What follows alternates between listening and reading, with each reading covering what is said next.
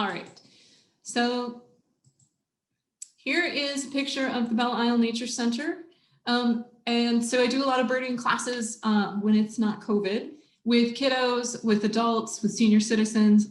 Beginning birders is probably my favorite thing to teach. I really enjoy it because I think most of us can get pretty excited about birds. And just the more you bird, the more you'll be around people who sort of ignore what we consider our common backyard birds. And I am not that person. I love our common backyard birds. I find them interesting. Their behaviors are interesting. The timing of their arrival and their visits to us are interesting. And so I would encourage you not to overlook some of our common birds. The other thing that's really important to me to say up front is that everyone is a birder. Birders come in all shapes, all sizes, all ages, all interests, all abilities. You can be a birder if you only bird from your kitchen table. You can be a birder if you're hard of hearing. You can be a birder if you're blind.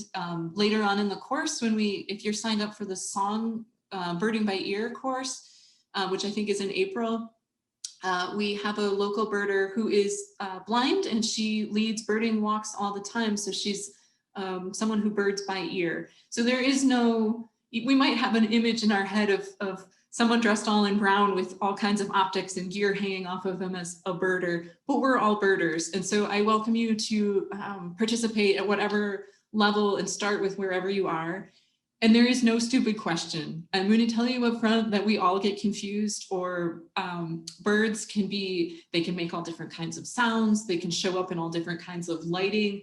Birds that you think you know really well can suddenly do something strange that you've never seen before. There are no stupid questions. So do not hesitate. I am promising you that if you have a question about something, someone else does too.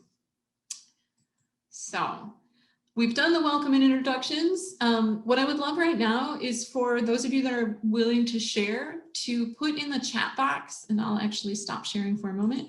You can go ahead and put in the chat box where you're coming from. And if there's anything in particular you really want to get out of this class today, questions about feeders, questions about why I'm not seeing any birds, questions about resources. So just sort of city state. I know most of us are Michiganders today, but not everyone. Oh, see, Rochester, New York. Awesome.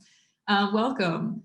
And then, so where you're from, and if there's anything in particular you're hoping to get out of this. Pasadena, California. So we are not going to be talking about birds that are going to be super common in Pasadena, California, but we'll talk about that. Waterford Township, Detroit, excellent. Grand Rapids, Ann Arbor, Plymouth. This is great. Rochester Hills, Oak Park, awesome. I'm a little envious, Macomb, awesome. Looking forward to, if I read that these are coming in so quickly, I probably missed that. Looking forward to recognizing the birds I see when hiking and walking in my neighborhood. So to me, this is the best part of birding, is what's in my backyard, in my local park, at my school. Oh, Harson's Island, nice. Royal Oak, Farmington Hills, great.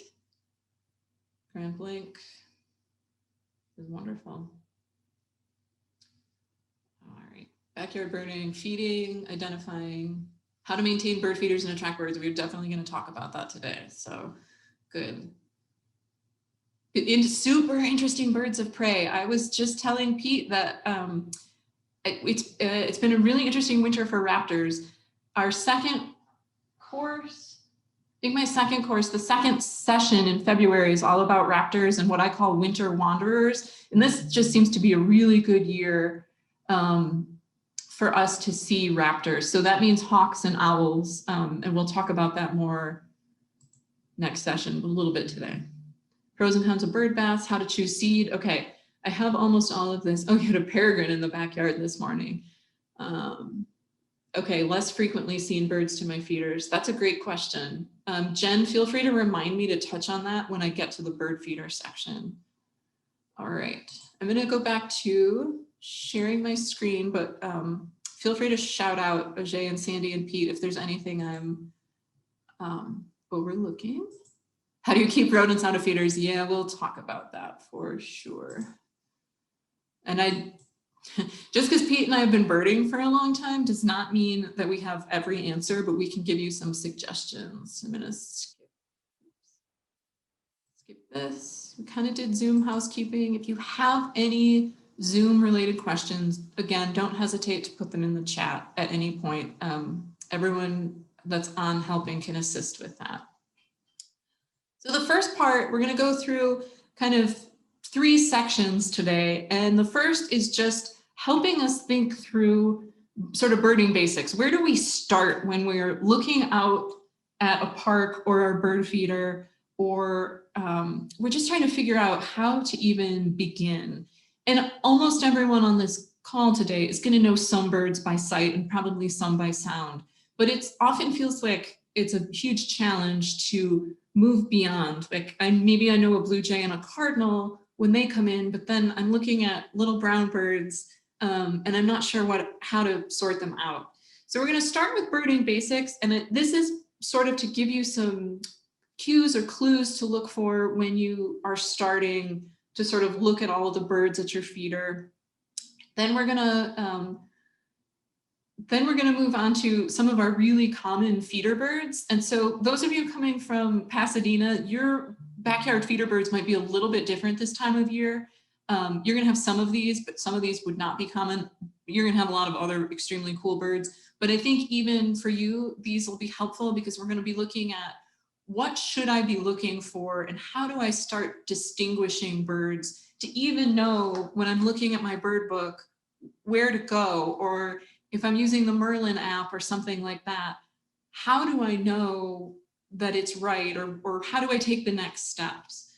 So we'll go over these birding basics, we'll go over common feeder birds, we'll go over how to feed the birds, and then I'll give you some resources and tips and tricks for things like optics, kind of some helpful things for how to use a field guide or how to choose a field guide. And then at the end, we should have plenty of time for just questions, either things that came up in the slides or things that I didn't answer in the slides. Again, if there are questions at any point, just put them in the chat and we'll stop and talk about them. So where should we begin? I love this image because it is all bird silhouettes. So something that happens is when we're looking at an image of a bird, or on a really nice, beautiful sunny day like today is in Michigan, I get a lot of color, I see a lot of details. And so a northern cardinal, for example, might be something that's very, very obvious to me. But often we're not birding in perfect conditions. Even if I'm sitting at my kitchen table looking out the window, the light is low, it's cloudy, the bird is up in a tree and it's pretty far away. So we're going to focus on a few of these basic things to sort of train our eyes to start looking for things other than color that I think become very, very helpful for us as newer beginning birders, sort of understanding what's what and how to figure out what I'm looking at. Okay, so, oops, I want to actually go back a slide. What I would like you to do is focus on these first 3 bird silhouettes here. And in the chat or unmute yourself, tell me something that you notice about, and it can be anything. What do you notice about these 3, and 1, 2, and 3, and what you might observe about them?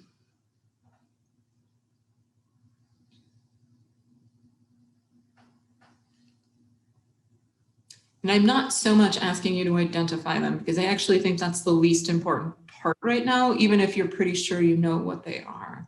Erin, are we supposed to be seeing the 3 bird pictures? No, I actually want just the silhouettes right now. Just checking. Yep, thank you. So I really want us to focus. There's a few things that we could really be noticing with these top 3 right now. In the chat, we have some people identifying the birds of different sizes. Hey, Ajay, you're a little bit hard for me to hear. Oh, is this better? Much better. Okay. In the chat, we have a couple of people identifying differences in sizes, where they are perched, beaks and ear shapes. Great. Some are in groups and others are alone. Excellent. Okay, so I'm gonna move ahead here, one. So here is bird one, bird two, and the group of bird three here. And again, I don't want us to put the names in there. I want you to look at posture. So this bird is pretty upright. I tried to find images that really closely matched the silhouette of the bird it was supposed to be. Because often when we're birding, we're seeing a shape, a size, a posture, and we are not seeing color or pattern. Often we don't have optics, or the lighting conditions are really challenging. So if you could start training your eye to notice some of these things. So this is actually a very large bird, which I don't think this picture gives you a great sense of. It's a very big bird. This is a very common bird throughout North America. They are calling a lot right now because this bird and its close relatives are actually setting up their nesting sites. So they're really territorial. They're setting up nests. They're fending off other males of the species, and they are attracting mates. So I will tell you right now, this is a great horned owl. And I want to draw your attention to these tufts. When I am circling this, can you see my mouse moving? No, we cannot. Okay, that's what I was afraid of. So I want to draw your attention to image number 1. And what if I do that? Now we can. Okay, that might change my slides a little bit, but that's okay. So we are looking at these tufts right here. And so I heard someone say ears, which is very, very common.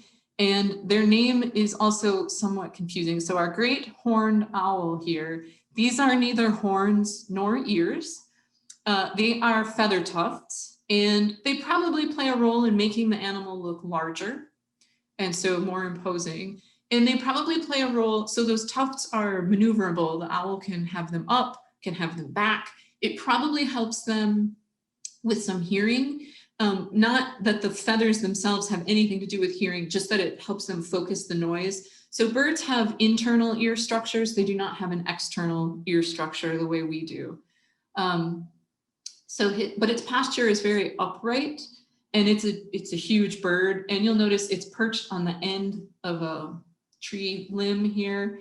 And that is that is also something to notice, where the bird is perching. I would also anticipate this bird perching right against the trunk of a tree. So paying attention to its posture.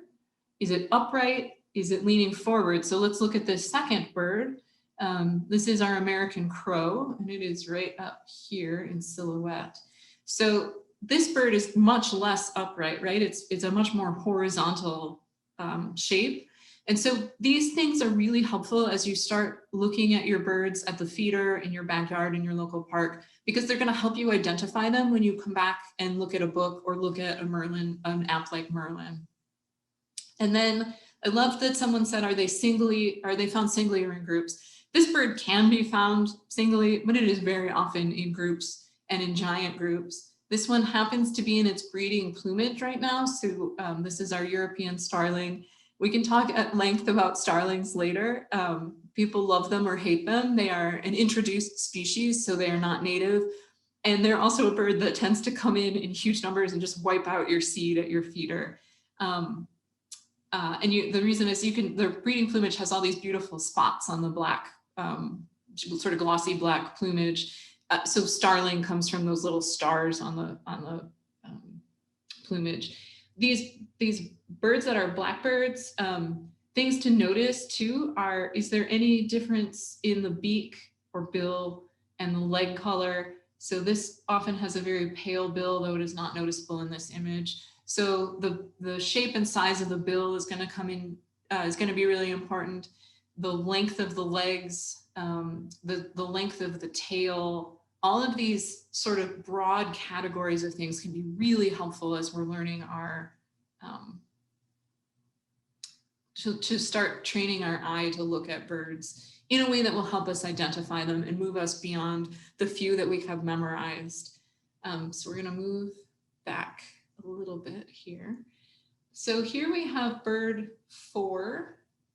So this one has some pretty great helpful characteristics. It is hanging upside down. So its bill is here, its tail is up. That is very classic diagnostic behavior for this bird. So even in silhouette, I know right away what this bird is, and I found a picture of it hanging upside down. We'll talk about what it is in a minute.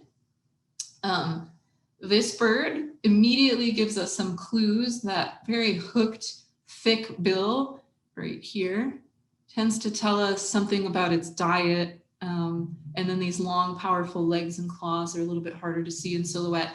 But this is a silhouette that you could see driving along the highway, and instantly you see this sort of big, powerful looking bird with a hooked bill, and I can immediately categorize it, which helps me identify it. And then this bird here, number 6, very common. Lots of birds in this family. In Michigan, this is the only one that we routinely have. The folks from Pasadena, you have to tell me which jays you have out there. I don't off the top of my head know exactly what would be in the Pasadena area, and you probably do have blue jays as well. My folks live in Colorado, and I know they have scrub jays and some other things. So something to notice here is the bill size to head shape. And then again, we think of this bird as having a really big tuft or crest, but you will notice in different circumstances, if you really start watching the birds just at your feeder or at a park, they can put that crest down. And so it is not always as helpful as you want it to be. If you watch them interact with each other, interact with squirrels, interact with the neighbor's cat, that crest is movable, and often on a rainy or snowy day, it'll be down and they'll just look completely bedraggled. So they have muscle control of those tufts of feathers, just like our owl did with its tufts here. I hate calling them horns because it's very misleading. So this bird is a very common winter resident. It has a close relative that is here. It's very tiny, a very active little bird. This is one that's going to come in, grab a seed, and leave. It's not going to sit at the feeder for a long time usually. It'll be found on trees, feeders. I often see them on the ground at the nature center. You can go ahead, if you know this bird, we can pop that in the chat. It's one of my favorites, although Pete will happily tell you that I say that about every bird. I get a kick out of bird watching for sure. And someone want to tell me what's in the chat? So we have white-breasted nuthatch. White-breasted nuthatch, yes. So things that I notice are its posture. It's upside down here. That little teeny tiny bill used to pry open seeds. And if you notice, it'll often be trying to pry insects out of the bark. I think this is one of those birds that also hides seed under bark. And so that upside down walk is very common and very noticeable. So this bird is tricky, and people have a love-hate relationship with them. I love them. We have one that hangs out at the nature center. It is a bird-eating hawk, and so sometimes you are feeding the birds, and you mean that literally. This one is tricky only because it has a close relative that's very similar in almost every way, slight differences in size. This one happens to be residential year-round. In Michigan, its smaller, closely related species is not, we're just on the very upper edge of its wintering range. And we're going to talk about ranges a little bit later, because that can actually be a really helpful tool to use to help you identify birds. So I'm going to just tell you, unless someone wants to throw this in the chat. Someone said osprey just now. Okay, so that's a great thought. So and I recognize that size is very challenging. Osprey are actually just about only fish eaters, and this bird happens to be quite a bit smaller than an osprey, but there's no way for you to determine that from the picture. Any other? 2 Cooper's hawks, sharp-spinned hawk. Yep. I'm sure I'm saying that right. Okay, so this is a Cooper's hawk, sharp-shinned hawk. You'll often hear people refer to them just as Sharpies, is very similar in size and shape. So hawks are sexually dimorphic, which means there's a size or color difference. The females in raptors are typically larger. So a female sharp-shinned hawk and a male Cooper's hawk are very similar in size.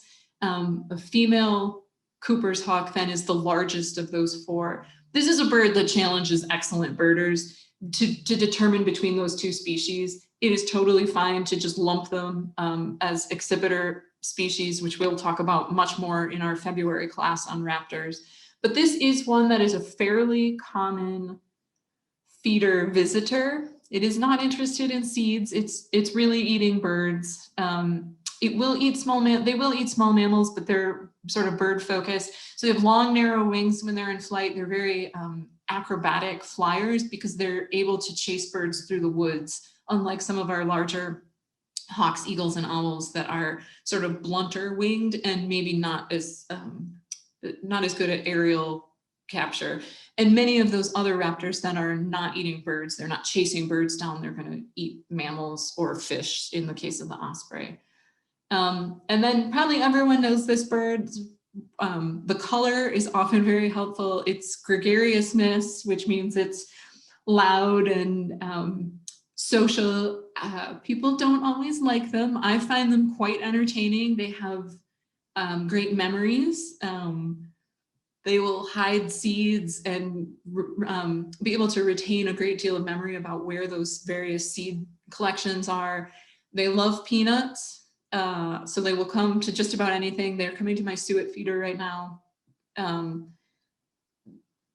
I find them quite entertaining. One thing to know about blue jays too that I think is extremely helpful as a new birder and kind of a cool trick to birding.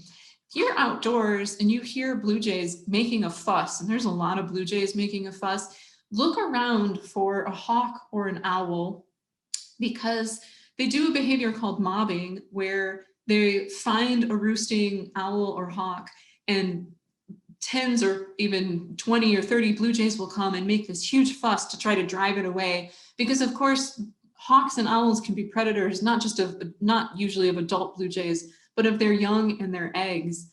And I would say half the time that I've found an owl, it's because blue jays were making a ruckus and drove that owl either into flight or they continued to sort of dive bomb it in a tree and I was able to find it. So particularly things like screech owls and Cooper's hawks, blue jays making a ruckus, they can also be fussing at you, they could be fussing at the neighbor's cat, but it's worth listening for, and their call is probably familiar to most people. They sort of say their own name, Jay, Jay, over and over. They have sort of a cat-like sound sometimes as well. I'm going to pause for just a moment. Are there any questions or observations right now? So we're really not focused as much on ID as we are posture, shape, and size. And we'll come into some identification in a few minutes.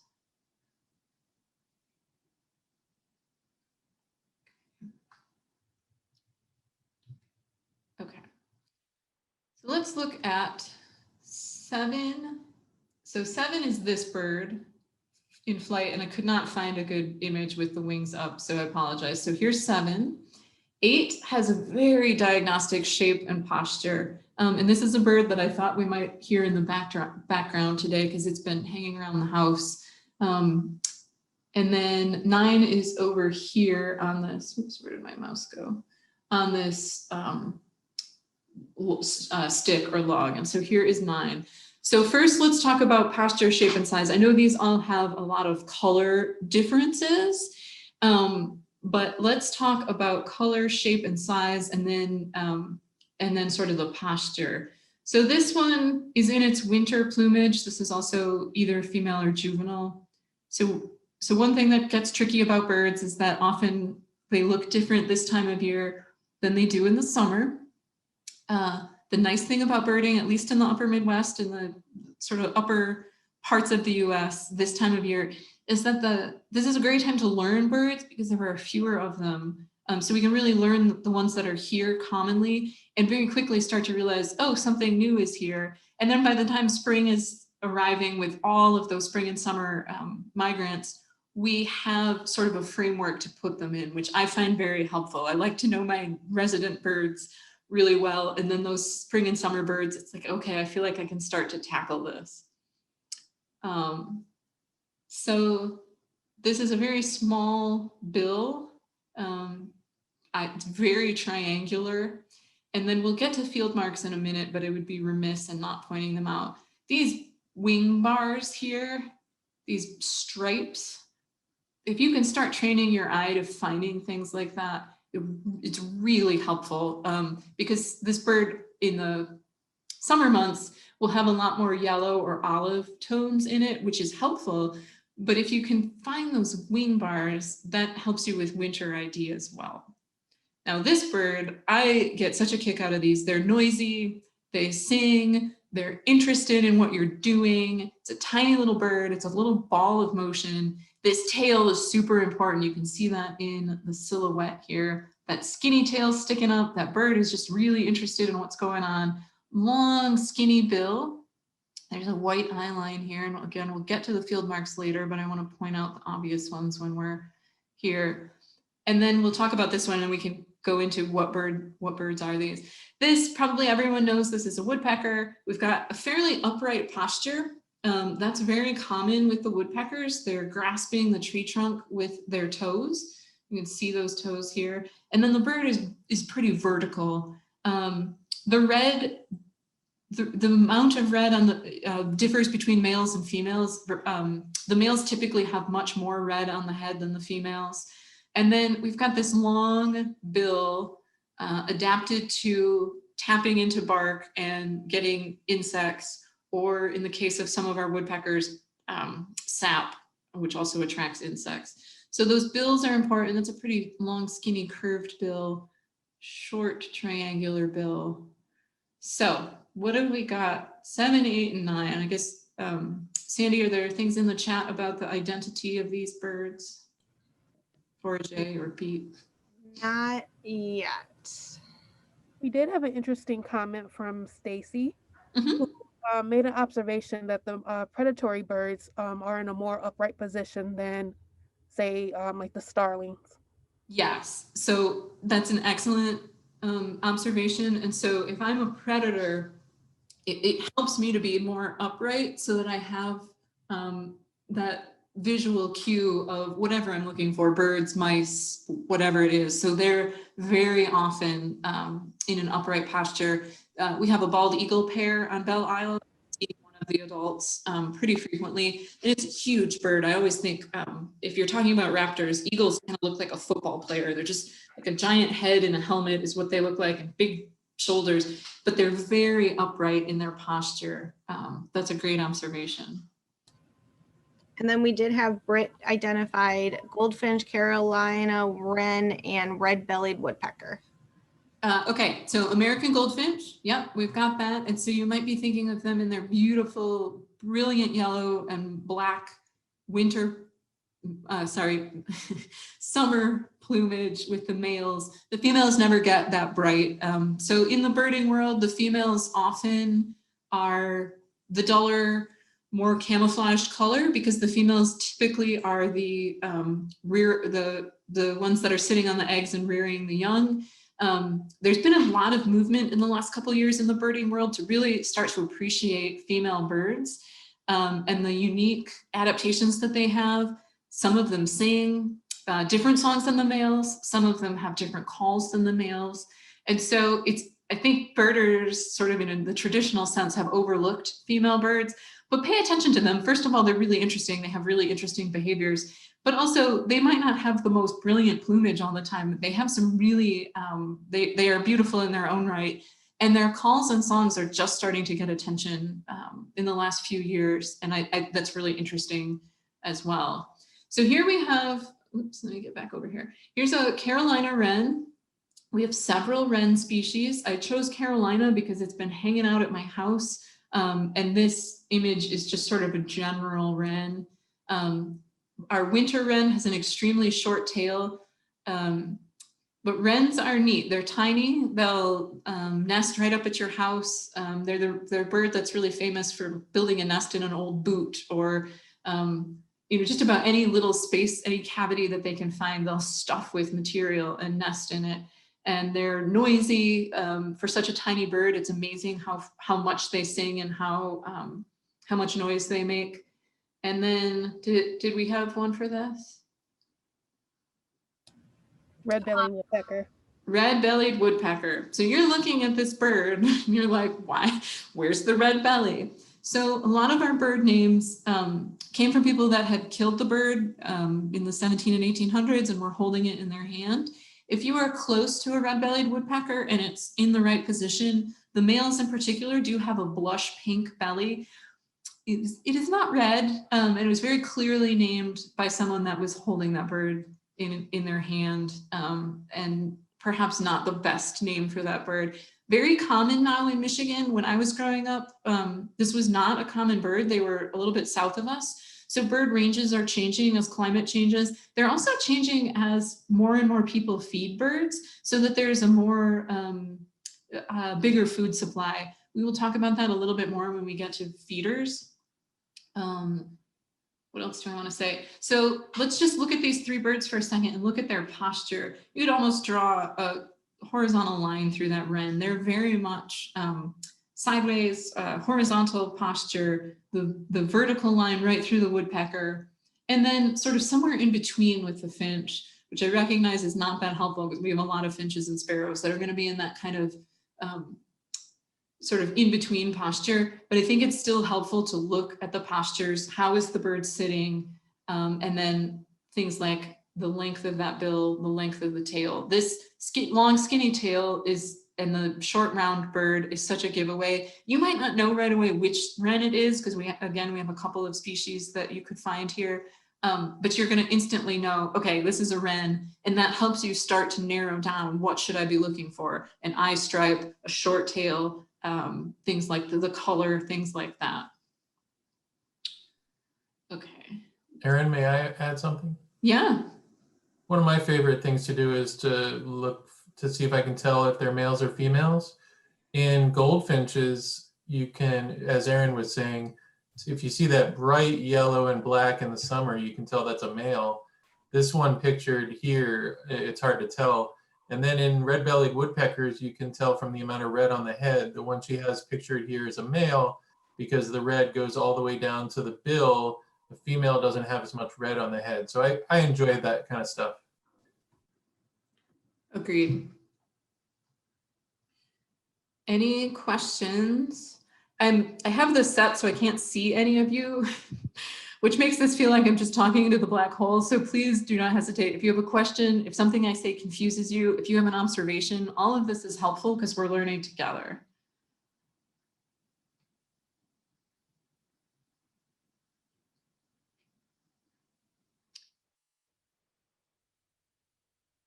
Okay.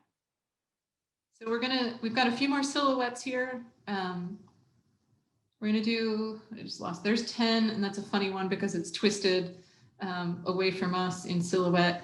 11 is this bird here, and that's a very classic posture for this bird. And then 12 is all three of these here. And they're supposed to be sitting on the ground. They should be down here, I think. So I think most people are going to recognize these. This, I'll tell you right now, that 10 is the male. I have the female in another slide later. So we've got this long tail, the crest is up, this big seed cracking bill, and of course the diagnostic brilliant red color. So Pasadena folks, I don't think you get these commonly out there. So this is a bird that we sort of think of as like, okay, I see them every day at the feeder, but when you are west of the Mississippi, this bird is really uncommon and would be a really special thing to see. This is a classic winter feeder bird. There are several species. So if you're a little bit south of sort of Michigan and Ohio, you actually have a different bird, very closely related, but not this exact species. And then this bird, which often feeds on the ground. You often also see them perched on wires. And this is another bird you often see more than one at a time. So we can go ahead, and then this bird is actually a fairly decent sized bird. And that long kind of pointed tail, you often see them on power lines as you're zipping down the highway, and you can identify it because it's sort of a tall round bird with this long pointy tail sticking down. So you go ahead and put in the chat if you recognize these. I would say all three of these, at least in the winter, are seed eaters. Something that a lot of people don't know is that in the summer months, almost all of our songbirds feed their young insects. So think about that for a minute. So they switch from a diet, that bill, I mean, that is a seed cracking bill, and that's a little seed prying bill. And this one's kind of in between again. Almost all of our songbirds, including hummingbirds, switch from their traditional diet of seeds, or in the case of hummingbirds, nectar, to feed their young insects, and particularly things like spiders, which is not an insect, it's an arachnid, sorry, and caterpillars, because when you are a tiny growing bird, chickadees will, sorry, I wasn't supposed to give it away yet, this bird will have 4 to 6 young, and they go from egg laid to fledgling in about 28 days. It's a very fast growth period.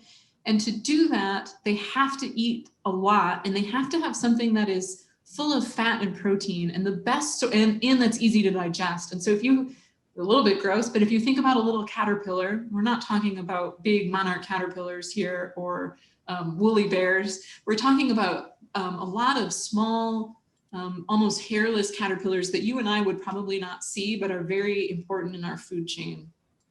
So I just gave you a lot of information, and all I wanted you to do is tell me what you thought these were.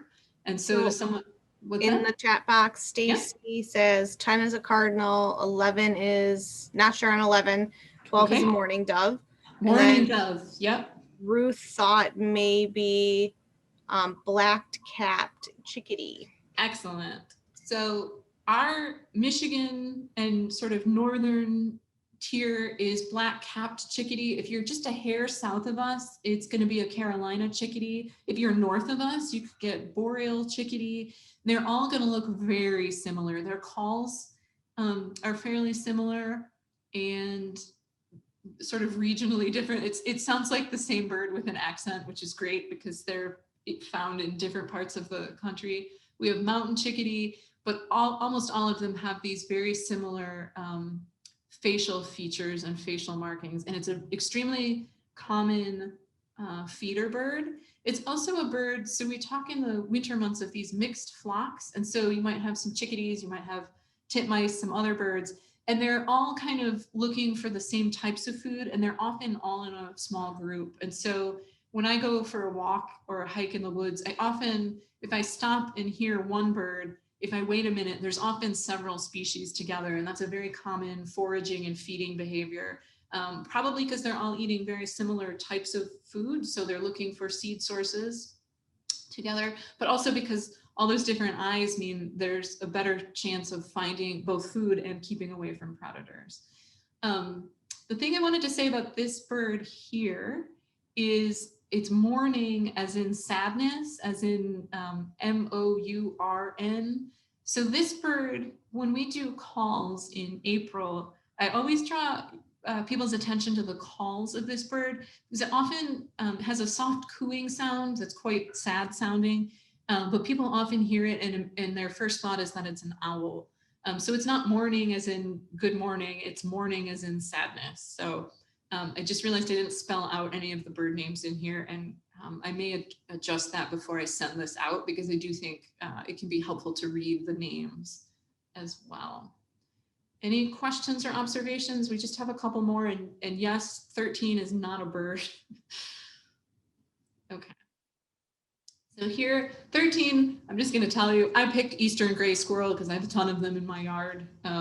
Depending on where you are, you have different squirrels. When we get to feeders in just a few minutes, I will talk about how you can either coexist with squirrels or some tips and techniques to try to reduce the number of squirrels if they're eating all of your food.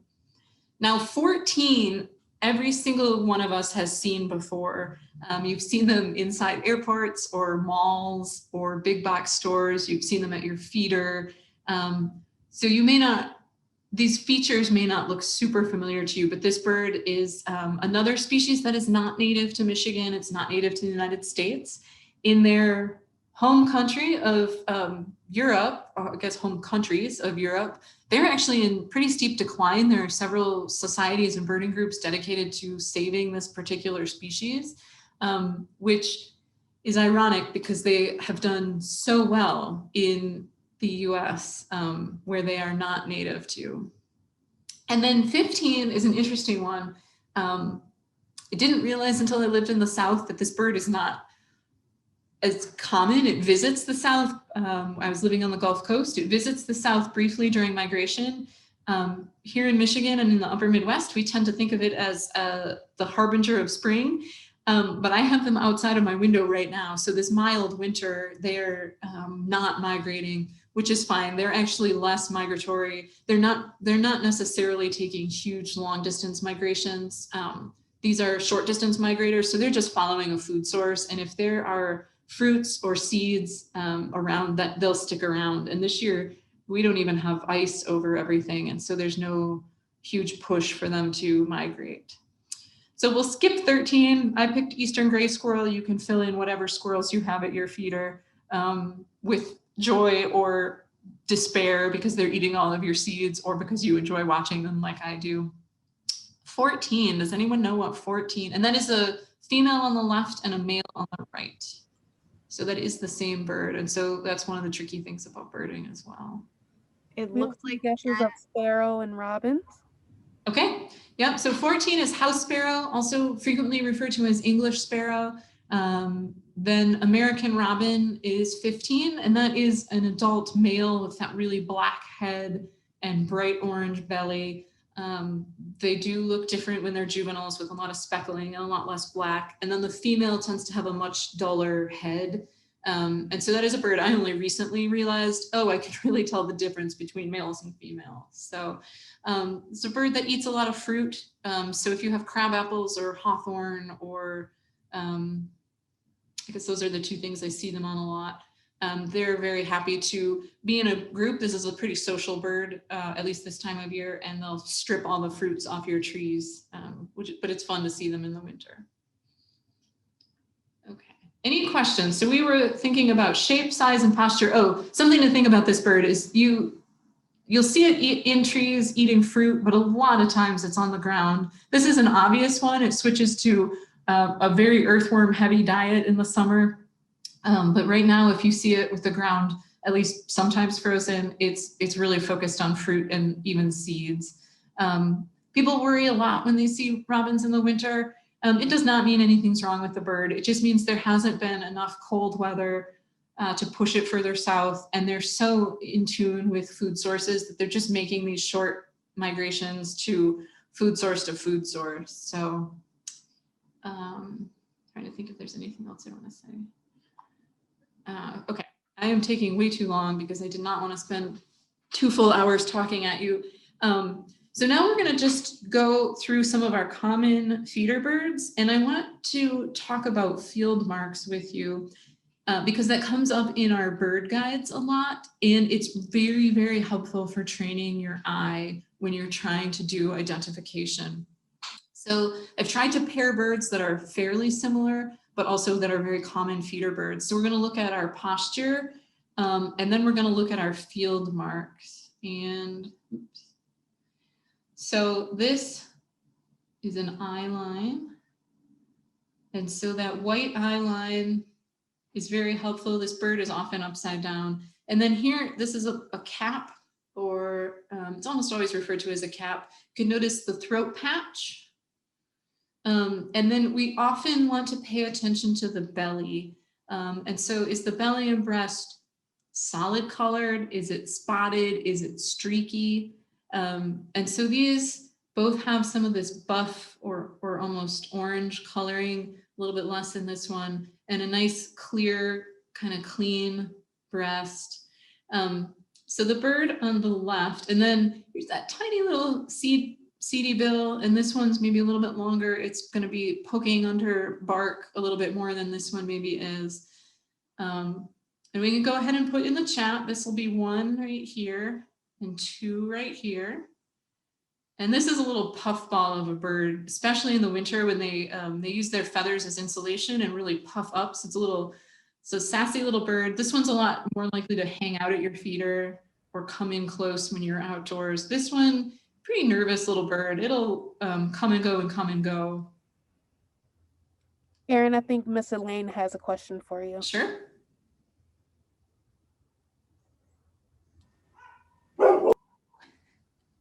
Oh, I think she was given an answer. She gets nuthatch and chickadee. Yes, nuthatch and chickadee, and this is our white-breasted nuthatch. Now this year we have a lot of red-breasted nuthatches coming down. They are even smaller, and this is like a really dark, solid orange. I believe I have an image later on. So do pay. It's going to look very similar. It's going to be hanging upside down a lot of the time. Even tinier. These are very small birds, very active birds, and then they're both fairly common at your feeder.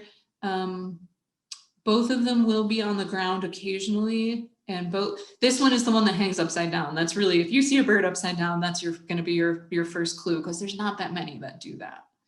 All right, let's do some more. And so the field marks that we talked about here were the throat, the cap, this eye line, which is like a stripe. Notice the tail shape. There's a short stubby tail and a long skinny tail that can be helpful. When you get into more advanced birding, people will talk about things like the leg color. But I was out with Pete last weekend, and we were looking at gulls on a little bit of ice, and it was really gray. It was like sleeting, and the sky was really gloomy. And he was telling me leg colors, and they look like gray sticks to me. Like I can see the legs. So don't worry so much, especially at the beginning as you're training your eye. You'll start to notice these things, but even I've been birding a long time, and with the power of binoculars that I have and I'm comfortable with, I can't always see that stuff. So sometimes you're on a field trip with people and they're like, oh, look at that olive chest. And you're like, I just see a silhouette of a bird. That is totally normal and just totally okay. We'll get better at this. So let's look a little bit more here. I brought this bird back, a little more color here. Again, that clean chest. This one actually has a lot of streaks or striping in the chest. And that can be really important when we're looking at different birds that are really similar. This one, these are wing bars. So those big white patches in the wing. And you can see in this one, there's not really anything defined here. And these are both females or juveniles, which often look a lot alike, of similar species that are both very common. If you want to go ahead, and their bills are fairly similar. So these are actually in the same family of birds. They're seed eaters most of the year. Again, they're going to feed some insects in the summertime. So you can go ahead and put in the chat. If you have, this one's tough, but it's really common. And so I wanted to put it in there to just start drawing your eye to what you might be dismissing. And the streakiness is important.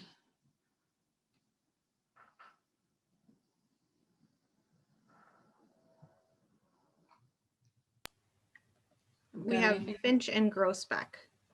Oh, good. Okay, so grosbeak is, gross means large, and we do have some grosbeaks visiting us this winter. We'll talk about that in a little bit. This is a goldfinch, American goldfinch, the female or the juvenile. And this is actually our female house finch. So if it were the male, it would have some pink or red, and there's a lot of variation in them. I've been watching the ones at my feeder here at the house, and some of them have, the males have pinkish red way down in here. It's all over their head, but it's like a stain, like a pale pink stain, versus our purple finch, which I do not have an image of here. They're much less common and has a real dark, and it comes all the way down the male's body. So this female is pale and streaky. They're often in big groups.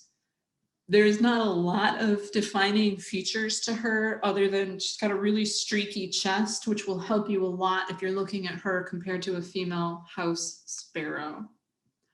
I recognize I'm giving you a ton of information. I will send these slides out after the talk, and you can come back and look at them as much as you want. And I will put the names in to be even more helpful when you're reviewing. Okay. Got a few more here. I had these two at my suet this morning, one right after another, which was great. These are not my photos. I just didn't have time to upload them. But let's look at some of the features. So this bird has this amazing collar. It has what is often called a mustache. It's got these beautiful speckles on its chest. And this part of its tail you cannot always see, but when you find these feathers on the ground, they're often bright yellow. This bird will feed on the ground more than any of the other woodpeckers. It's a good sized bird, sort of mourning dove sized or American robin sized, maybe a little bit bigger if that's helpful. Now, these two, oh, and when it flies, it has a very white rump patch, which just means when the wings are sort of the top of the tail, when the wings are spread. This is a very similar sized bird. You can see similar bill size. This one, I think we use this exact same picture. Very common. I hear them all the time now in my backyard. Does not have any yellow in the tail feathers. And if we could see its chest a little bit better, it has a blush pink here. So both of these are woodpeckers. They will come to suet this time of year. And they're really fun birds to watch. They're sort of gregarious and large and interesting, and they're kind of sassy. The blue jays and these birds will sort of be a little bit aggressive towards each other sometimes. So I just like those bird relationships. So Sandy, what do we have in the chat? So in the chat, we have, ooh, gosh, yellow, northern flickered yellow Shafted. Yep. So this bird is the northern flicker, and it is believed that due to diet, some, at least east of the Mississippi, they're mostly yellow shafted. So that just means the sort of ribs of the feathers and the little bits of the feather in its tail are yellow. West of the Mississippi, you typically have red shafted flickers. Same birds, they can interbreed. I don't know that they necessarily cross paths, but here you would have like a pinkish red instead of yellow. You find these feathers on the ground all the time, and the only time I've ever found a bird skeleton was this bird, because they often feed on the ground, which makes them very susceptible to predation. So foxes, coyotes, that kind of thing. What did we have for this bird? That one, we have red-bellied woodpecker. Red-bellied woodpecker. So I just want to say, sometimes people say red-headed woodpecker, which would be an obvious choice. There's a lot of red in the head. There is a red-headed woodpecker. They are not going to come to your feeder very frequently. Occasionally people will get them, I think particularly in really bad weather. They are red-headed woodpeckers, really like standing dead trees and older forests. So you need kind of a bigger patch of forest for them, but they're literally, their entire head, front and back, like a hood with some kind of front piece, is bright red, and they don't have the barring here. They're very red, and then they have big white patches on the wing and a lot of black. So this one is easy to call the wrong thing because you rarely see that red belly. This is the red-bellied woodpecker. We're going to do a couple more woodpeckers just because they're common feeder birds, and they're sometimes challenging to notice. But again, while we're talking about these woodpeckers, notice that really upright posture. They're quite vertical. This one a little bit less so because of the angle of the tree that it's on, but hugging the tree trunk on some of the major limbs. Ours really like hickory trees with the loose peeling bark. That's just an observation that I've made. So I think they're pulling insects out from underneath that. All right. So let me give you a preface to this. These are the two males, and I'm sorry that picture is not high quality. These are the two males of two very common species that are very easy to mistake for one another. And then these are the two females. And so one thing to notice is that the males have some red and the females do not. So when you're watching your birds at your feeder, you might start to realize like, oh, I have a cardinal pair because there's a bright red male and a duller colored female. Or here you could say I have a pair because here is this bird and here is the female. And I think that Pete was mentioning that earlier. Sometimes noticing the male-female pairs can be really interesting as well. So this bird, the big thing to notice, the most obvious thing, it is larger, but the bill to head size is so much different. This has a teeny tiny little bill and a smaller head. So it's like a a half to a third of the size of the head. This is about the size of the head. Does that make sense? So it's got this big bill to head. It's a slightly larger bird. Yeah, there's a little more barring in here that's often not necessarily noticeable. And if you're looking at the female of each of these, you're going to notice they're very similar. When you start listening for them, their calls are fairly similar. But you can also start to distinguish this bird has a slightly deeper call, slightly different quality to it. We'll do calls a little bit later, although I would encourage you to go outside and listen to what's singing and calling now, because it's also very helpful. So do we have any thoughts on left versus right here? So this is our first bird. This is our second bird. Again, upright posture, and that black, red, and white coloring, no matter where we are, tells us woodpecker. So that can be really helpful too. So we have a guess of downy woodpecker and hairy woodpecker. Yes, so those are both right. The hairy woodpecker, oops, where's my mouse? There it is. The hairy woodpecker is the larger of the two with the larger bill size. And the downy has this teeny tiny little bill. And again, even good birders, really experienced birders, I don't mean good, that's a terrible way to describe people. Even really experienced and advanced birders need to sort of slow down and pull out their binoculars and really look at these two. So don't worry about it. But something that you can start paying attention to, even if you're not distinguishing between these two, is male with the red spots, female, no red spots. Any questions? All right. We've just got a few more of these, and then I think we get right into feeders and seed and that kind of stuff, which I think will go a little bit faster. Not that I'm trying to rush us, I just want to make sure we have plenty of time for questions. There is a question from Connor. I believe hairy woodpeckers are more solitary than downy woodpeckers come to the feeder more often in groups. At least that's what I've noticed. So that's a really interesting observation. And I don't honestly know. Pete, you could jump in here if you know. I'm trying to think of my own observations. I know that I'm more likely to have a downy woodpecker pair, just from both my nature center observations and my backyard observations. That's interesting. I'm going to pay attention to that for the next month and see if I notice that. That's a cool observation. Both downy and hairy can come to your feeders, but downy is more common. And I would say that's definitely downy, just they seem like there's more of them coming into the feeder. So any other questions or observations? There is a question. Is there a purpose to the cardinal having such a thick bill? Yeah, great question. So the bill means something very important. And so it is going to be something that can crack open really big seeds or really big cones, like the seeds inside a cone. And so paying attention to that is really important because it tells you something about what the birds eat. And so you'll notice that cardinals are great feeder birds. They'll eat just about any of the seeds you put out, but they're really good at cracking open those black oil seeds. Talk about all of this in a minute, but great observation that that big bill is obviously meant for cracking open something pretty hard.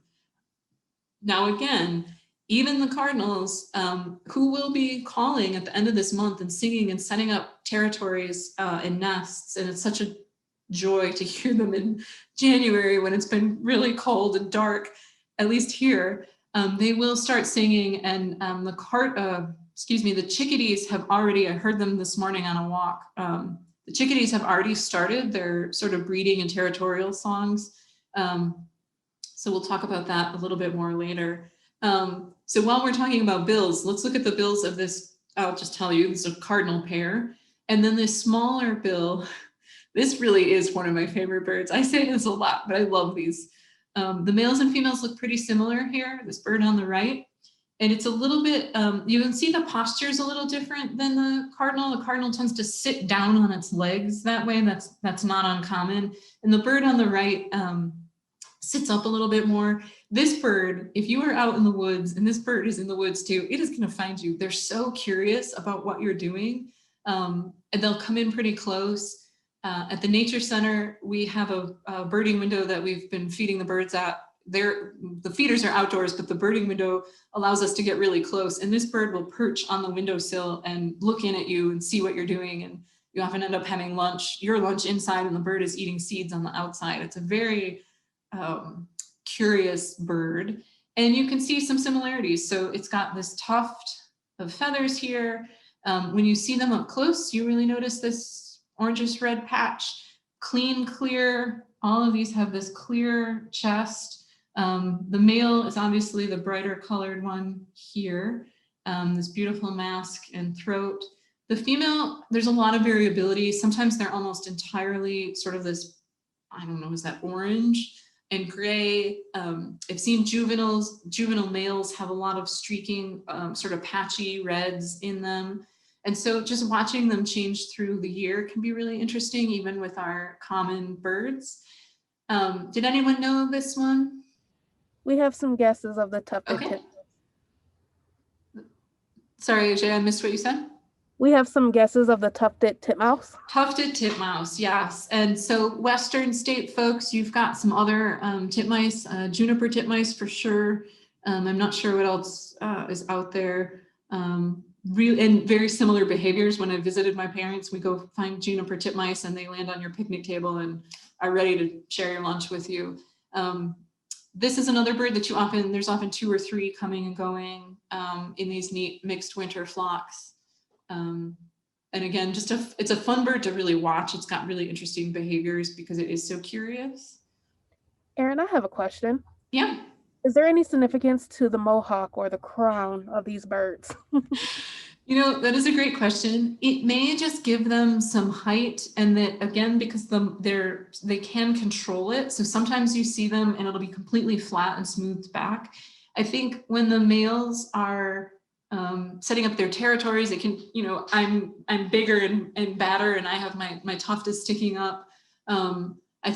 Honestly, I think when they're curious and investigating things, their tuft is often sticking up. I think if it's really windy or the weather's bad, they often have it down, but it can throw you. We were driving last weekend and a blue jay, which also has a tuft or crest is what we usually call it, was sitting on the wire on a power line, but its crest was down, and blue jays just don't often land on power lines. So just having those 2 bits of knowledge, we stopped and turned around and went back to see what it was, because we were driving, we didn't see the blue coloration. And so that tuft that crest can really throw you when it's down, but that is something that's helpful to know. So I think it just makes it look bigger. Probably the males probably use it to attract a mate and to scare off rivals, that kind of thing. Oh yeah, we've got 2 more here. So I'll tell you what these are. People don't usually like these. So talk about social birds. You'll get 30 or 40 or 50 of these in a flock. Here is the male. He's quite handsome if you give him a chance. He's got a black patch under his throat and a kind of rusty brown cap. And the female, here are the 2 females that you should look very closely at, because they're very easy to just completely overlook. They're very common birds. So this has all this streaking in the chest, and she has a very clear chest. So this is our house sparrow or English sparrow that we looked at with the bird silhouettes. This is our house finch pair. And so I was mentioning that he has this beautiful raspberry sort of stain. There's a lot of variability in them, how much and how dark and how far down it goes. So don't let that throw you. These are very common feeder birds. You'll see them on the ground. You'll also see them at your feeders. Again, the house sparrows are not native. They were introduced, as were many of our non-native birds, including European starlings, in the 1800s. But in Central Park in New York, someone wanted to introduce all of the birds from all of the works of Shakespeare. We would not be allowed to do that today. And so some of those birds really have thrived and have done a great job basically spreading across the continent since that release time. So these are common birds. House finches are slightly different. They are making their way eastward. They're They're not native in a different way. They have expanded their range. They are native to North America and to the United States, but they are very common feeder birds as well. I will say right here, this is a bird that if you're used to just ignoring, pay attention to these birds, because these birds are very susceptible to a bird disease, which we're about to talk about with bird feeders. So pay attention to their eyes. If you ever have birds at your feeder and their eyes are swollen, or there's a lot of feathers missing just around the eyes, sometimes they go through a molt and they're missing all of their feathers, and that's actually normal in the spring or the fall. But if their eyes in particular are swollen or pink or shut, they get a bird version of conjunctivitis or pink eye, and it is fatal. It can be fatal. And you really want to watch for this, because if you have birds at your feeder with pink eye or conjunctivitis, you want to take your feeders down, empty them, clean them and sanitize them, and you actually want to leave them down for a few days because it's really easy to spread from bird to bird, and you don't want to be the source of that disease. Well, we can talk more about that, or if you have questions about that in the feeder section, we will get to it. I think this is my last part. Oh no, I keep thinking I'm done. I kept adding slides at the last minute. I do want to get to feeders, and I want to get to question time. So this is our common blue jay, and let's look at his or her posture and see there the crest is kind of down, so its head is pretty smooth. It's a big bird, gregarious bird, noisy bird. They love peanuts, but they'll come to suet, they'll come to black oilseed. Beautiful blue coloration in the right light. So a lot of bird coloration is due to light on the feathers and reflection. And so if you get a non-sunny day or it's backlit, you're not going to get a lot of that beautiful blue color. Now the bird on the left, those of us on the East Coast or east of the Mississippi at least, this is our common bird. This is our eastern bluebird. There's a western bluebird that looks very similar. There's a mountain bluebird.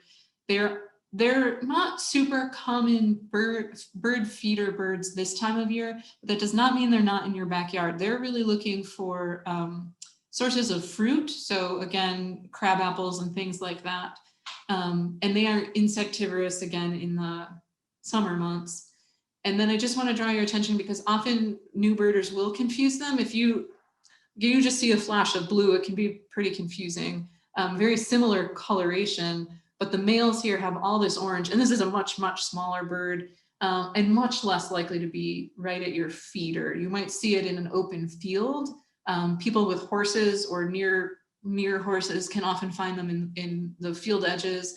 And this is a huge success story. When I was a kid growing up, eastern bluebirds had declined precipitously, and people realized what they needed to nest in were empty tree cavities. We had gotten rid of a lot of them. Our eastern forests had been we got rid of a lot of forest land to make habitat for our humans. And so bluebird boxes were a big thing, and they still are, and bluebirds love them, and they've done a great job. They've had a huge comeback in their population numbers, which is really exciting when we think about a lot of environmental news is doom and gloom, and this is great news. The female does not have as much blue. This is another bird that in the wrong lighting conditions, you often don't get any blue at all. It just sort of looks grayish. And so don't let color be your only guide. It can be helpful, but don't get stuck on the color, because it's often not as visible as we wish it would be. All right. We're going to touch on these two because this is a really common feeder bird this time of year, often on the ground. And this is just a common bird pretty much everywhere year round. It's in its beautiful breeding plumage here with those star shapes or little speckles on black. It is one that is going to come and eat every seed available. You'll fill your feeders and you think 30 minutes later, there's a huge flock of these and they've eaten every seed. It's a bird that a lot of people don't like. They're very smart. I find them quite interesting. I also recognize that I can't blame them for their numbers. This is a bird that was also introduced into Central Park. This is our European starling. When you're looking at in the spring a whole bunch of blackbirds at your feeder, one thing to notice is the starling in its breeding plumage has that bright yellow beak, and a lot of our other medium-sized blackbirds don't. So the speckles are helpful in the right light, but that bright yellow beak really, or bill, really stands out compared to some of our other dark colored birds. Now this one's fun. This, in Michigan at least, is a sign that winter is arriving, because we don't actually see a lot of these in the summer months. They are a winter migrant, so they come down in, I think our first ones arrived here about October 17th this year. And they'll stick around all winter and into early spring, and then they actually fly north for the summer where they breed. Find them on the ground. One thing is it's got these bright white outer tail feathers, so when it flies, you really notice that. And it is a seed eater, that really conical bill there. The male, this is the male. There's a lot of variation in these. There's a lot of sort of races of them, sort of different color variations. The male tends to be really dark, blackish, and then the female is a lot grayer. Some of them have some rusty red in here. So small bird, related to sparrows, not as sparrowy as some of them. So this is our dark-eyed junco. It's a great bird. Often you'll see them in groups. You don't usually see a single junco. You see 3 or 4 or 10. And then our European starling. And now this is the bird that if you're driving along the highway in the evening before it's gotten fully dark and you see what we call a murmuration, so just hundreds of birds together flying in an interesting pattern, a lot of times that flock is made up of at least mostly starlings. It can be red-winged blackbirds and some other blackbirds as well. I'm going to pause. Are there any questions?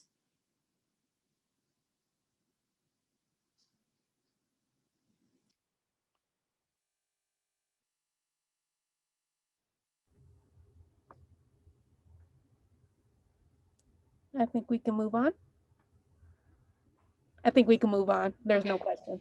I'm going to touch on range maps for just one moment, because this can be really helpful to beginning birders to notice. So in every bird guide that you could possibly have, you're going to have range maps for birds. And they're important because it helps you narrow down what you're looking at. If I think that I have this bird, which happens to be an eastern towhee, which is in the sparrow family and doesn't look anything like our normal sparrows, I can look and I can say, okay, it's really only here during breeding season, which is the orange. And so I'm here in Michigan.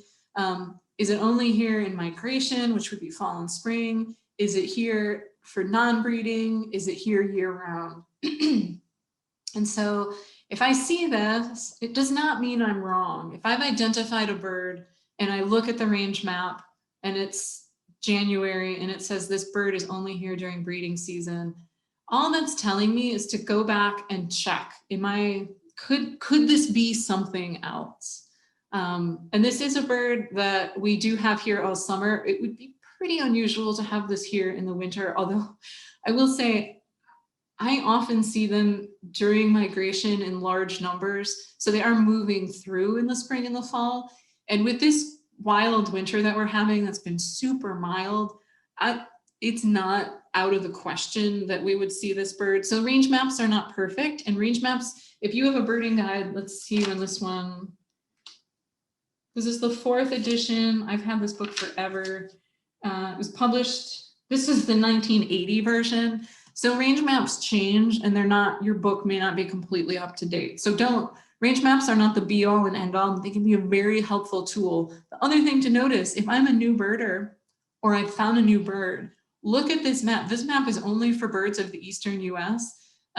So if I find this bird and I'm over here in California, I'm going to be wanting to look at some other options, right? It would be extremely unusual for this bird to be found here in California. And so birding books, I didn't grab any of the Western books. Birding books, to make themselves slightly smaller and more portable, I have Eastern, I can't tell if you can see this.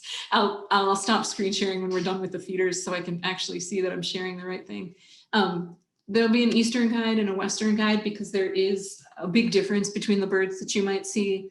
And so make sure you're using the correct set of range maps. I'm going to skip the next couple of slides because it's kind of going over the same thing. And I'm going to talk about seeds and feeders. And here is a time in which people might have a lot of questions, and I'm happy to entertain them. I'm also going to try to finish the slides in the next 6 or 8 minutes so that we can have half an hour of just whatever questions or things that people want to know about, and then touch on the next class a little bit. So here's our goldfinch, and this is the male in his beautiful breeding plumage, which does not happen until a little bit later in the year. And despite this pretty solid looking conical beak, what they really like to eat is often called Niger, N-I-G-E-R, or N-Y-G-E-R, often called thistle. It's very expensive. It's teeny tiny little seeds.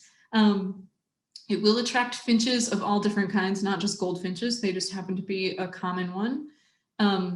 Couple of caveats to finch feeding is the seed tends to go rancid faster than other seeds, I've noticed, and it's really expensive for the amount that you get. So this is one where you just want to be thoughtful about putting it out. It does require a finch feeder, and the only difference between our regular tube style bird feeders and a finch feeder is that the hole to pull the seed out is much smaller because these seeds are so teeny tiny. You'll also find finch socks, which is just a mesh tube.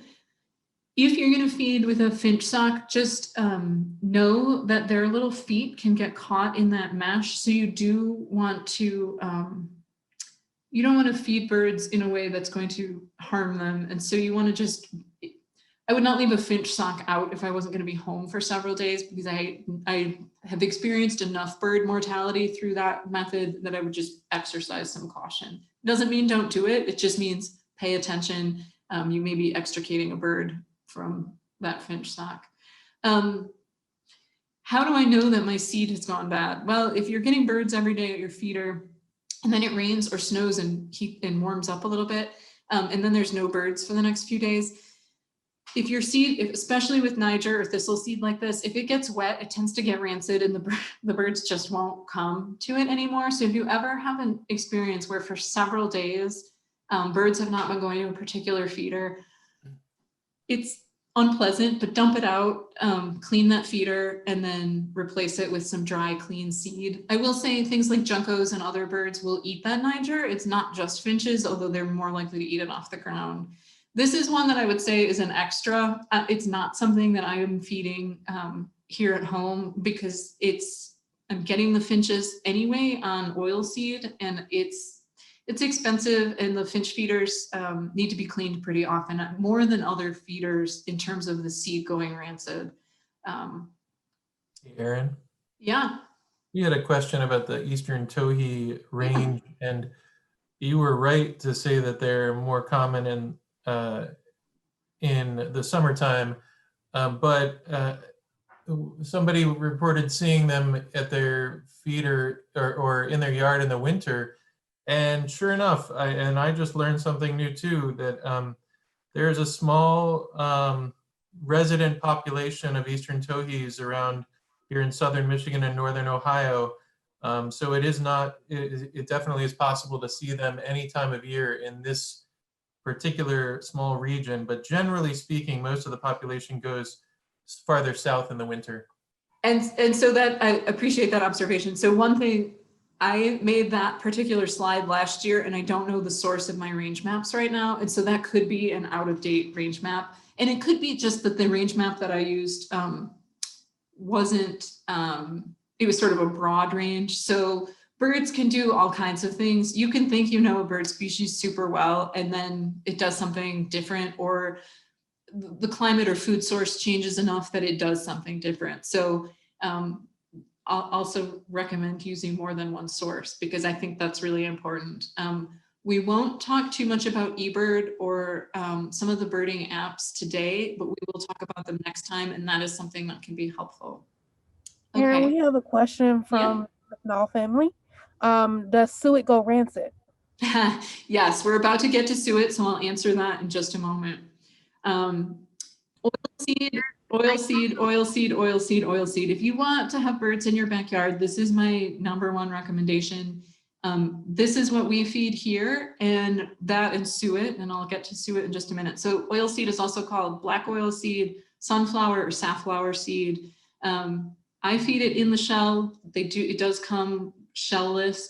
And the reason for this is it attracts the broadest number of our native winter birds. It also tends to be, if you buy the mixed seed, it's totally fine. It's cheaper, it's easy to find, but you will watch your birds pull out the seeds they don't want and throw them on the ground. So I know at the Nature Center, we always get winter mixed seed because that's what the zoo purchases. So we just use it. And there's just a lot of waste with it. We also have a lot of other animals coming to our feeder that utilize that spilled seed. So depending on where you're living and what is coming to your feeder, and I'm talking about raccoons, opossums, rats, deer, you want to be careful about the mess that is left behind. So if I were just going to feed straight one thing, it would be black oil seed. It's the thing you can get in giant 40-pound bags. Theoretically, it reduces things like starlings, grackles, and red-winged blackbirds. I don't have any evidence to suggest that that's really true. It may just be wishful thinking. But if I were just going to feed one thing, it would be tube feeder and platform feeder. So I do want to give the birds some choice in how they get to that seed, because different birds are going to prefer a different feeding style. Some don't like perching on the little perches. And they'd, like a mourning dove would much rather have a flat platform feeder. So there you go. This image here is actually a still from the Cornell Lab of Ornithology's feeder cam, which I highly recommend to all of you as a great place to practice looking at your feeder birds. It's quite entertaining and it's quite soothing. If you ever, it's live streamed. So of course, it's in Eastern time. Cornell Lab of Ornithology is in Ithaca, New York. Fantastic resource. But you can see a lot of our common birds at it. So here's that platform feeder. And you can see these birds, these mourning doves with their long tails and their kind of big bodies. That's the kind of feeding they prefer. They'll also feed on the ground. Millet is this seed here, the tiny little round seed. The juncos and mourning doves tend to really come to that. You could scatter that on the ground. We also get things like white-throated sparrows this time of year. They'll eat that off the ground as well. All right, here's suet. So suet is technically the fat from beef. It's like tallow. Anymore, the suet that you're buying, I think a lot of it is vegetable fats. You can make it yourself. You can mix it with nuts or dried seeds. And the question was, does it go rancid? Yes, and it melts. So I only put suet out this time of year when I'm 40 degrees-ish or below. The birds love it. I am going through one of those blocks basically every other day. I don't make it myself because I just go through so much of it, but I guess I could make a giant quantity and put it out. So it comes in a block. They're, I don't know, $1.50 a piece. I don't get any of the special versions, but I'm getting all of the birds you see here, flickers, which are not pictured, red-bellied woodpecker, red-bellied woodpecker, which is down here, downy and hairy woodpeckers, blue jays, my titmice like it.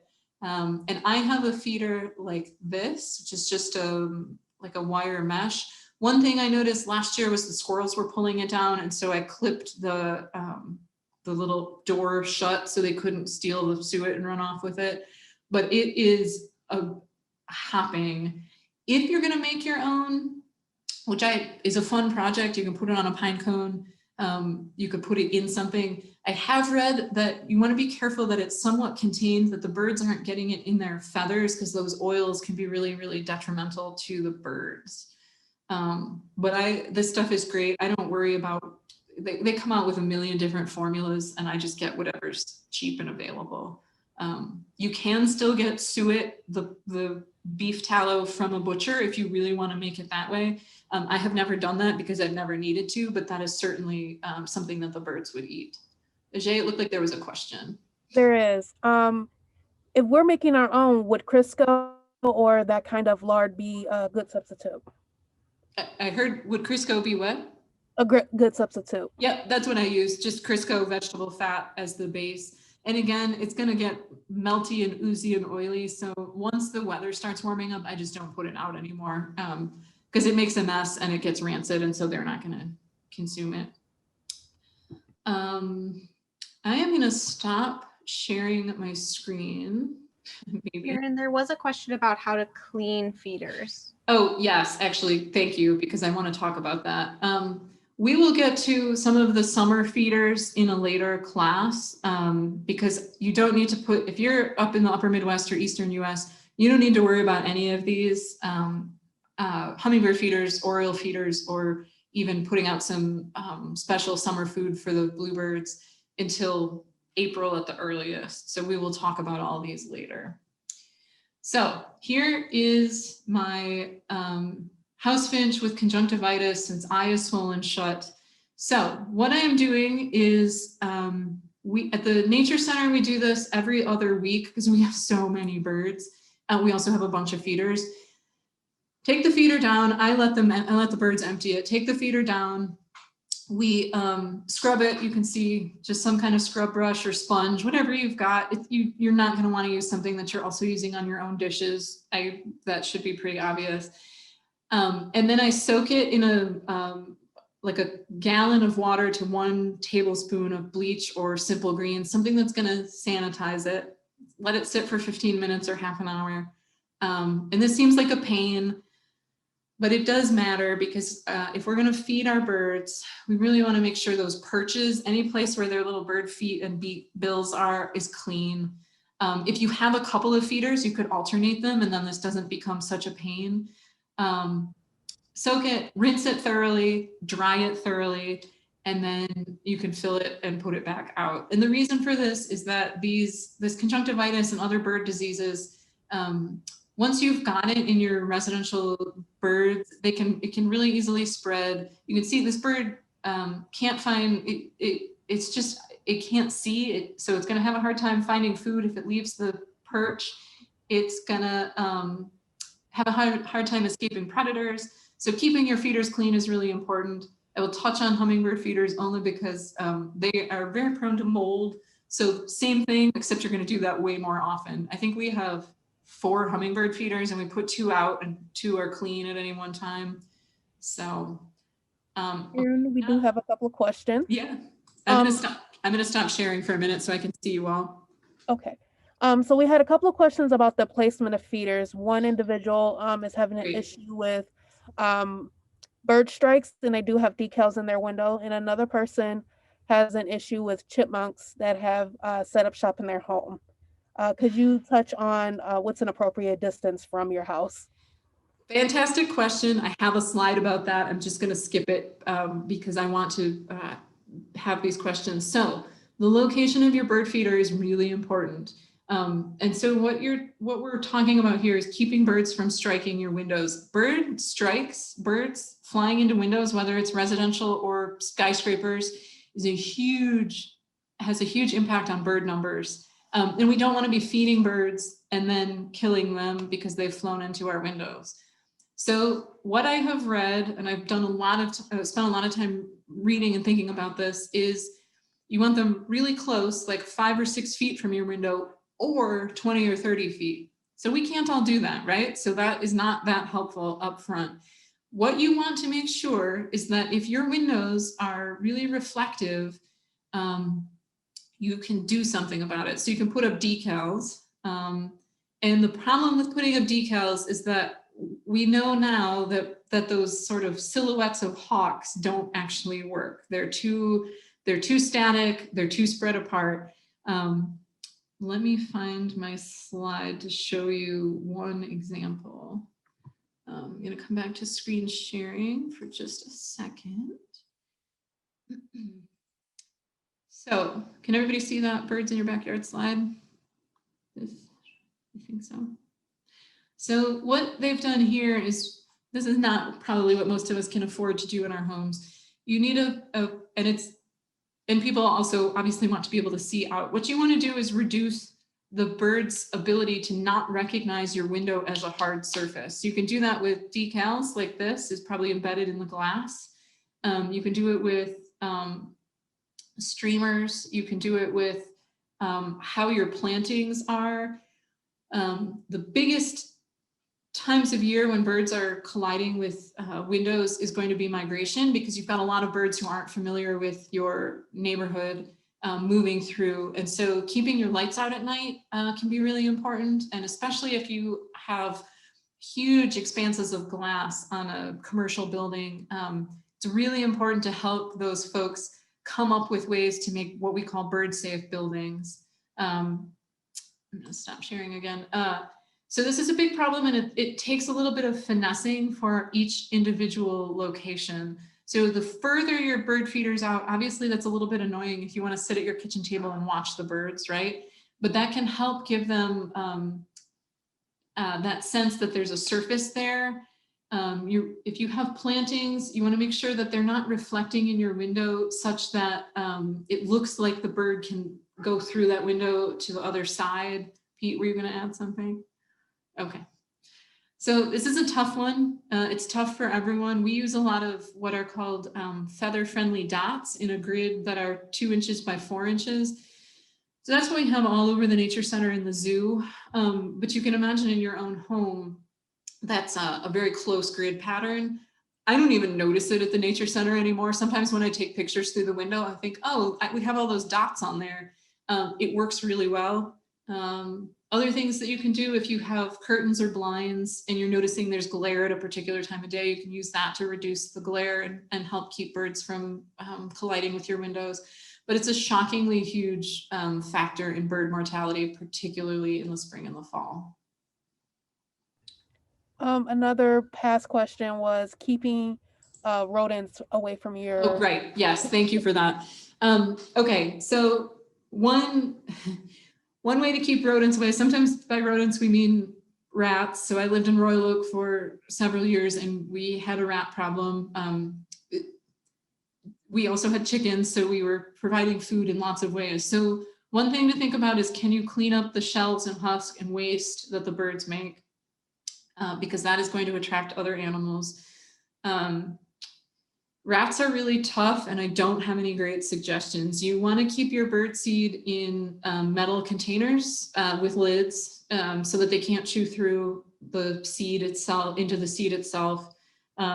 You want to clean up those husks. Again, if I had a major rodent problem, I would consider just feeding the black oil seed and maybe even the shellless version, because the birds will eat more of it than throw out the bits and pieces. And rats are tough because they can eat just about anything, like the shells. They'll eat the shells if there's nothing else around.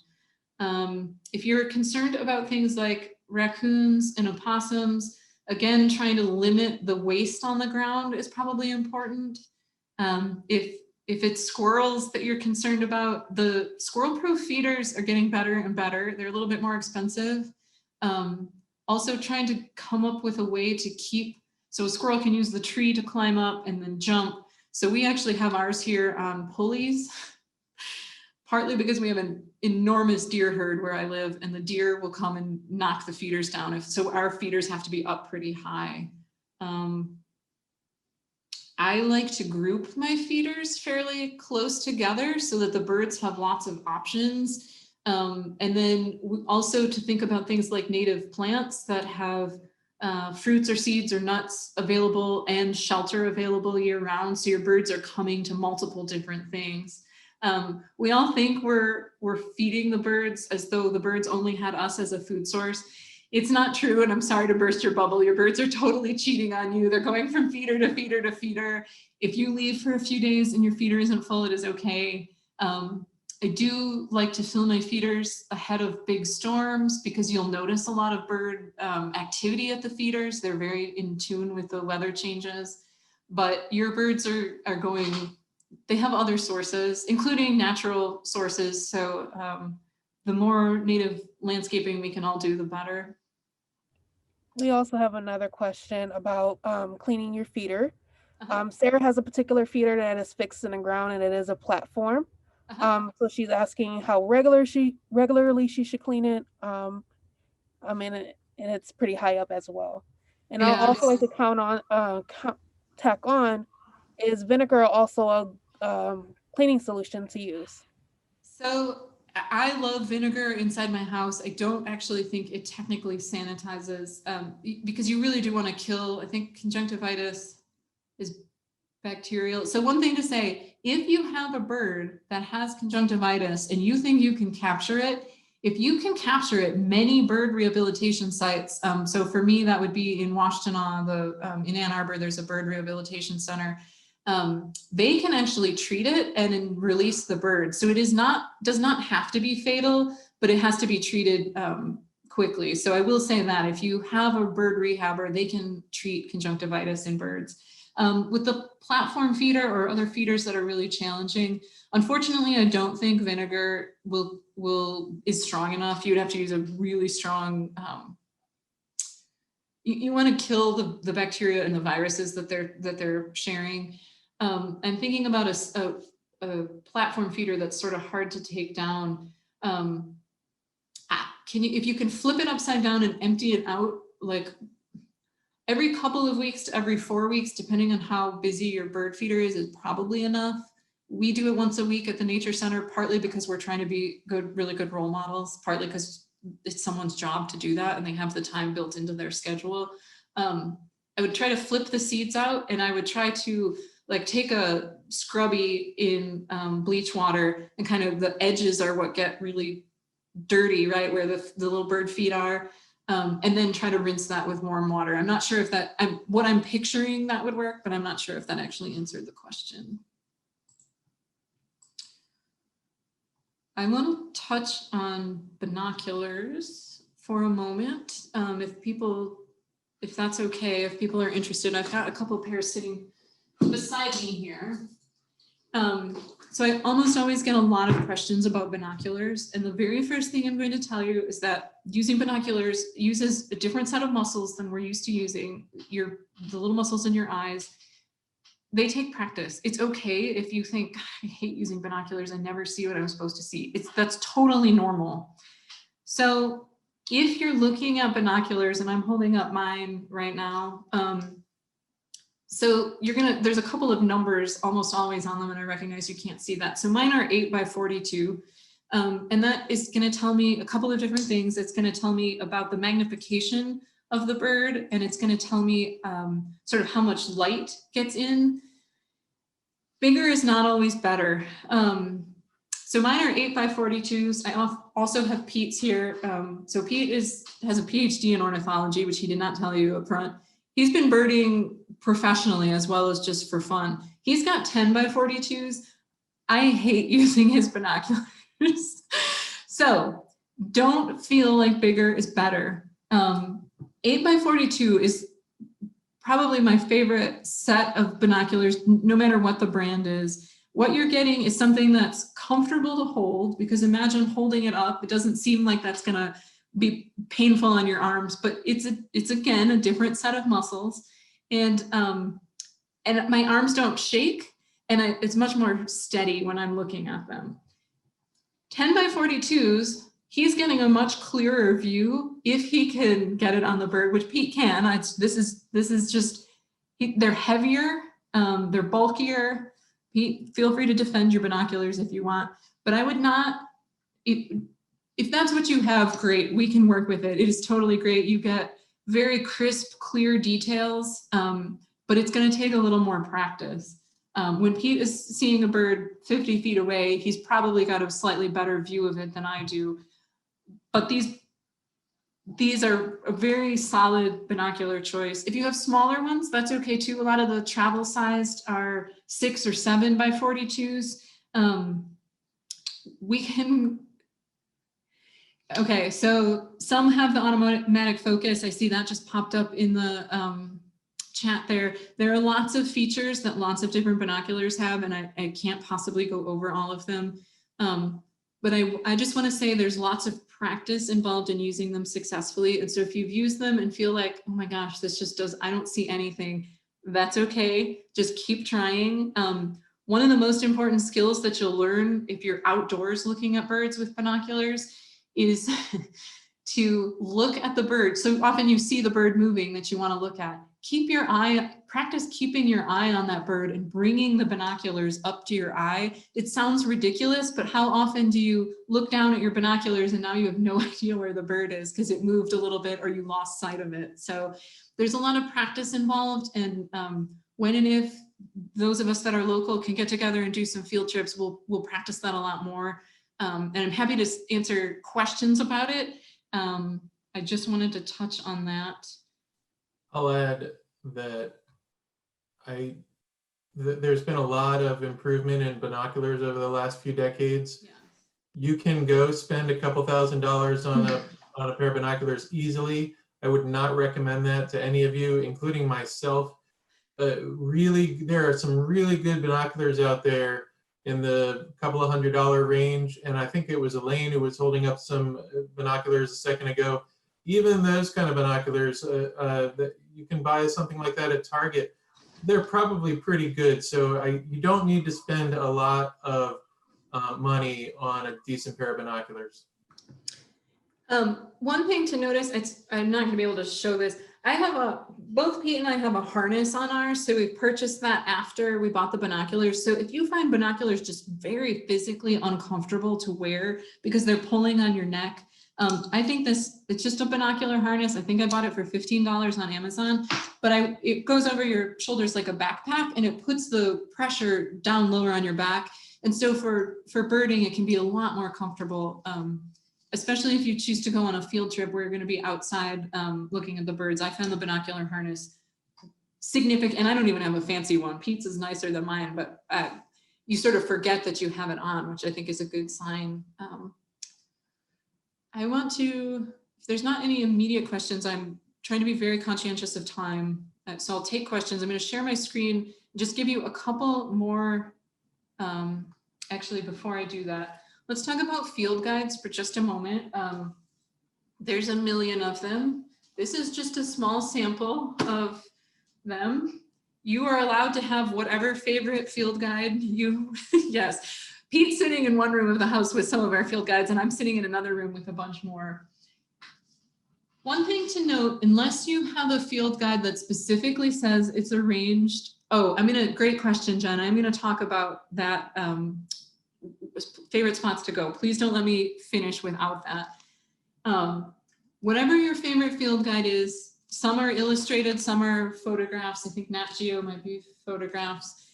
It's gonna be arranged in about the same way. And this is a really important thing to know because it can be completely overwhelming. If I'm out in the field or sitting at my kitchen table and I don't know what a bird is, how do I start to find it in here? So the thing to know is that all bird guides, except the ones that say they're arranged by color, which I actually don't super recommend. If you have it, it can be a useful additional tool, but a traditional field guide, they're arranged from primitive to least primitive, which sounds completely not useful. You're always going to find the ducks and geese and waterfowl up front. Then you're going to get into some of our water birds, which all of these are different birding classes that we'll cover. So I'll cover some of this in more detail later. Then you'll eventually start towards the back. You'll get into raptors. Then you'll get into passerines or the songbirds.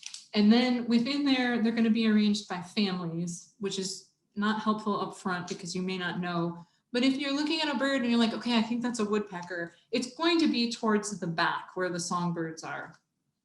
Some tricky ones are the non-native house sparrow is not with the other house sparrows. It's not with the rest of the sparrows in most books, despite the fact that it's very common. It is an old world sparrow and all the rest of our sparrows are new world sparrows. So I'll give you that as a heads up. There are range maps in here. They almost every book shows the bird next to its closest relatives, and you'll see the males, the females, and the juveniles. I saw someone mentioning Google Photos. Sorry, that chat just disappeared. Google Lens. Okay, so there are lots of, I'll show you, let me just grab my camera. I am not a bird photographer, but I love taking photos of birds. This is what I use. It does not have the giant lens. If you go out into the woods and someone has those huge lenses, that is not me. I am using just an old Canon Rebel. I use it all the time for bird ID, and I use it for photos for things like this class. So yes, I know we're running out of time. Pete just mentioned for Royal Oak and Ferndale and Southeastern, Ten Have Woods is phenomenal. We had a just amazing spring migration. If you're looking for lots of birds in close proximity, Kensington Metro Park is certainly known for birds. I have a lot of thoughts and feelings about hand feeding birds. We can talk about those later, but it is a great spot to see a lot of our common winter birds. I'm going to share my screen. I got to move all this stuff out of the way and share my screen. My suggestions to you for getting better at your birds, and even, let me find my, I'm going to share my screen because I have some suggested homework, which kind of taps into what people are saying. So my suggested homework, no matter where you are, is find a place where you can watch the birds frequently. So if it's your bird feeder or local park, try to go a bunch of days in a row or every weekend. To me, the thing that has taught me the most about birds is watching the same birds over and over and over, because I understand, I get to know those birds. I start noticing behavior and posture and all of the things we talked about. I start to know them in different light conditions. And then what I've noticed happening more and more is when something new shows up, I instantly recognize it as something I haven't seen before or something new. Very recently, I was walking through the nature center, not really paying attention to the bird window. And out of the corner of my eye, I sort of noticed a bird on the ground, and I was instantly like, oh, that's a fox sparrow, because it's bigger and redder and doing this behavior. And it was because I knew the common birds so much, so familiarly, so well that I was able to see them. Go outside. So in southeastern Lower Michigan, the metro parks are phenomenal. Lake Erie Metro Park is great for geese and swans and waterfowl. Kensington and Stony Creek are great for some of our winter birds. Any nature center is going to be just a wealth of information. Many places are offering outdoor guided field trips, so I would highly recommend you look into your local Audubon chapter or birding group. Most of their field trips are free, so Oakland Audubon I know is doing trips, Detroit Audubon is doing trips, and so those are phenomenal resources because you go with people who know what they're looking for and listening for. They often have a variety of optics during non-COVID times that you can look through and kind of decide if you need something else or compare different types. The Cornell Lab of Ornithology I mentioned has its wonderful live stream of feeders. They also have a wealth of classes and bird calls and pictures, very, very useful. And then taking photos or audio can be a really useful tool to learn your birds better.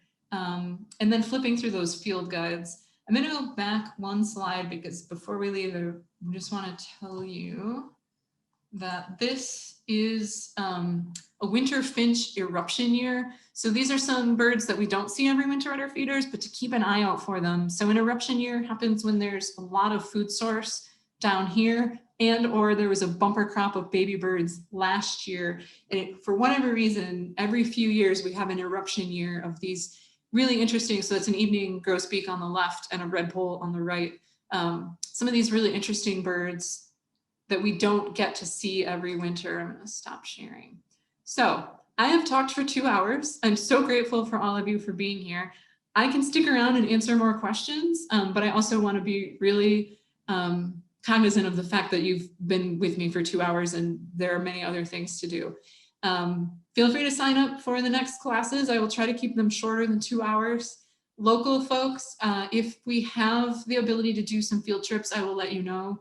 And we'll get some practice with the birds. And don't hesitate to reach out. You all have my email address.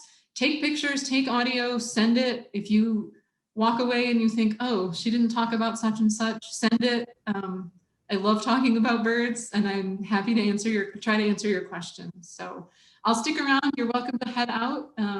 Thank you for coming.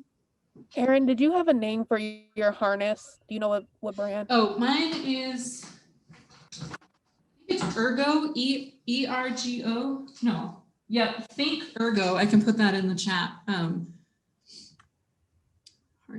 Oops. Make sure it goes to everyone and not just Sandy. My harness is Think Ergo. Pete gave it to me for Christmas as a test a few years ago, and we joke about it. I never even noticed that I'm wearing it, which to me indicates that it's comfortable. So